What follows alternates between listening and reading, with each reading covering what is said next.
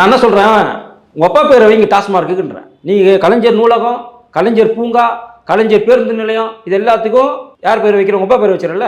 அதே போல் கலைஞர் கருணாநிதி டாஸ்மார்க் நிறுவனம் வெயி, மு.க. ஸ்டாலின் டாஸ்மார்க் நிறுவனம் வெயி, மணமகிழ் மன்றம் வைக்கிறீங்கல்ல, அதுக்கு பதில் ஸ்டாலின் மணமகிழ் மன்றம் வெயி. அப்போது சாராய கடைக்கெல்லாம் உங்கள் பேரை வைக்க மாட்டீங்களா நீங்கள்?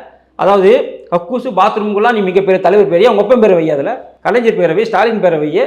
இன்றைக்கி அம்பேத்கருடைய பேரை எதுக்கு வச்சிருக்காங்க தெரியும்? கழிவு நீர் வாகன ஊர்திக்கு அம்பேத்கருடைய பேரை வச்சு. அப்போ எந்த அளவுக்கு மோசமான ஒரு சூழ்நிலை நீ தமிழ்நாட்டில் இருக்கு பாருங்க. அதாவது இவங்க கூட வச்சாங்க, அம்மா ஜெயலலிதான்னு வைக்கல, அம்மா உணவகம், அம்மா வாட்டர், அம்மா உப்பு, இப்படிலாம் வச்சாங்களே தவிர அது வந்து மக்கள் விரும்பினாங்க.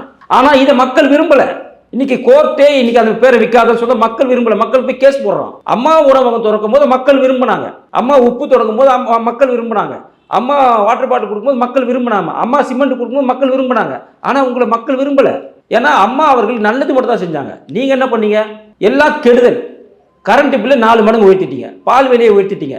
இன்னைக்கு அத்தியாவசிய பொருட்கள் விலை எல்லாமே உயர்ந்துட்ட போது மக்கள் எப்படி உங்களை விரும்புவான்? அதனால மக்களே இவர் பெயரை விரும்புவது கிடையாது.